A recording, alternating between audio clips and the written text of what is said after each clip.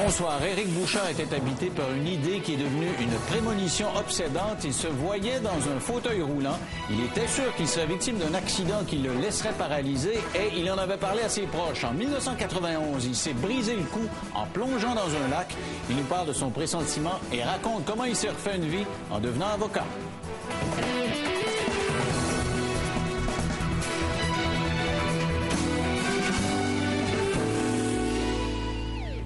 Éric Bouchard est un gars du Lac-Saint-Jean qui vient de publier un livre qui s'intitule « La rage de vivre » et il raconte son destin, un destin tragique, mais je dirais presque ésotérique, parce que pendant son adolescence, il s'est souvent vu dans un fauteuil roulant.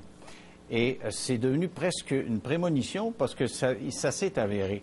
Mais c'était omniprésent dans sa vie. Et il le raconte bien dans son livre, qui est d'ailleurs très bien écrit. C'est devenu une idée tellement obsédante qu'il en parlait à ses amis, il en parlait à ses proches, à ses parents.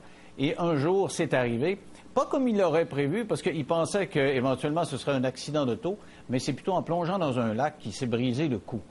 Il s'est refait une vie, donc on aura une histoire à vous raconter, je dirais, en deux volets. Le volet, je dirais, spirituel de l'affaire, avec cette prémonition, et le volet pratique, comment se refaire une vie. Éric Bouchard est avec nous, bonsoir. Bonsoir. Alors, j'ai eu des frissons en lisant ce livre-là.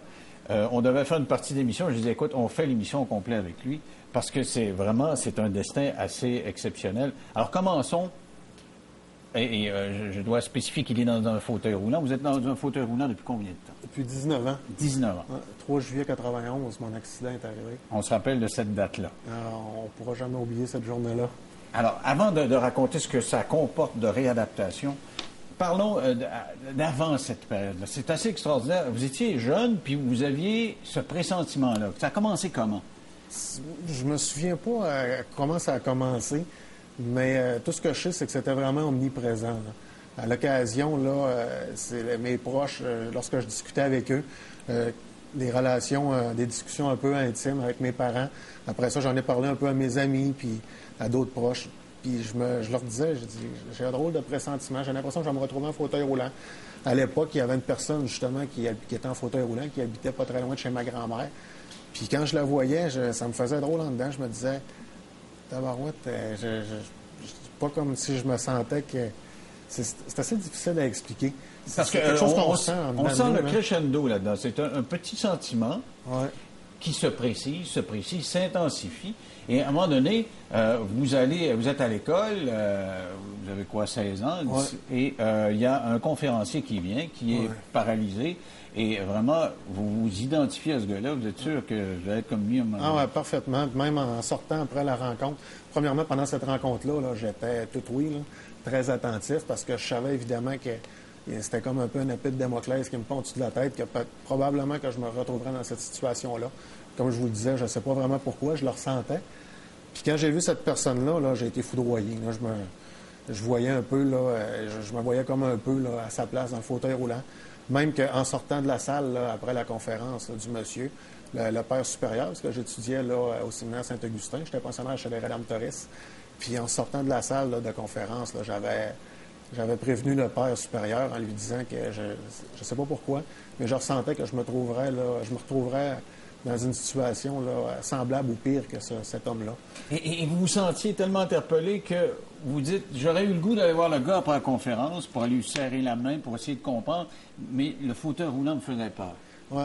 Bien, c'est parce que je voyais vraiment que c'était probablement mon futur véhicule, puis je voulais me tenir loin un peu, le plus possible, parce qu'il me restait peu de temps, j'imagine, parce que plus, comme vous le disiez tantôt, plus ça allait, plus ça devenait croissant dans moi, ça devenait omniprésent, puis ce qui est arrivé, même, je me souviens, il y avait une personne qui étudiait en fauteuil roulant à l'école, puis je la voyais à l'occasion, puis à chaque fois, je pouvais l'aider à accéder au bâtiment. Tout de suite, je m'offrais pour l'aider, parce que je me disais un jour, si jamais je suis dans cette situation-là, sûrement que je vais apprécier l'aide des autres. Quelle drôle d'idée de se dire ça, quand même, parce qu'on voit quelqu'un en fauteuil roulant, je l'ai vu en fauteuil roulant, puis bon, c'est vous, c'est votre réalité, c'est pas la mienne. C'est vraiment particulier. Je sais pas, même que quand je marchais derrière elle, je la voyais, je profitais de chaque enjambée, chaque pas que je posais par terre. Je me disais, profite de tes jambes, mon gars, ça achève. C'est assez invraisemblable, mais... Et vous avez même vu des signes. Vous racontez que vous l'avez dit à votre mère. Hein, oui, il y a le dialogue qui est bien écrit. Vous dites un jour à votre mère, il faut que j'en parle. C'est tellement dans mon cœur, tellement profond. Et vous lui dites ça comment? Bien, c'est un moment donné, on a une discussion ensemble autour de la table, puis je parle de cela. Je dis, maman, écoute, je sais pas pourquoi, mais j'ai un drôle de ressentiment. On dirait que je vais me retrouver en fauteuil roulant. Puis évidemment, pour ma mère, ça a été terrible là, d'entendre ça. Elle disait, on ne dit pas des choses comme ça. Mais j'ai dit, j'ai besoin de t'en parler, je ne sais pas pourquoi, mais elle, anéantie, elle ne savait pas trop quoi dire non plus. Puis des fois, les adolescents, des fois, on peut dire des trucs là, que, je ne sais pas, des histoires qui peuvent être banales ou pour attirer l'attention ou quoi que ce soit. Mais moi, ça me persécutait en dedans. Il fallait absolument que j'en parle. Je voulais essayer de comprendre pourquoi. Et votre tante vous a donné un signe qui, pour vous, était comme une confirmation. Là. Oui, effectivement. Ben, par rapport à cette première discussion-là avec ma mère, lorsque je lui ai appris, là, parce que je n'osais pas en parler, j'avais peur que les gens, même mes proches... Oui, il est capoté. Il est complètement fou. Qu'est-ce qui se passe? Puis à un moment donné, lorsque je l'ai exprimé à ma mère pour la première fois, comme vous venez de le dire, j'ai une de mes tantes qui est arrivée sur l'entrefaite à la maison, puis qui s'est initiée dans la discussion. Puis elle dit, c'est drôle que tu racontes des choses de même. Elle dit, j'ai justement rêvé à toi la semaine passée. Tu étais avec la personne qui est en fauteuil roulant, qui est connue de la famille, qui habitait près de chez ma grand-mère, que je vous parlais tout à l'heure. Puis on avait eu un accident de voiture, puis l'auto s'était enflammée. Mais ma tante m'a raconté ce rêve-là, puis là, c'est là que ça a allumé des lumières encore plus, en me disant que oui, je le ressens, oui, je le vois, mais il y a comme d'autres personnes aussi à l'extérieur là, de moi-même, d'autres personnes de la famille ou quoi que ce soit qui, par un rêve prémonitoire, pouvaient aussi ressentir ce genre de choses-là. Et vous avez tellement peur, cette peur devient tellement viscérale, tellement dans le fond de votre cœur, que vous demandez même la bénédiction avant de traverser, parce que vous traversez souvent le parc des Laurentides, puis pour qui vient de la région ou de Québec, puis qui traverse de temps en temps le parc, c'est vrai qu'il y a eu un tas d'accidents, un tas de morts, là.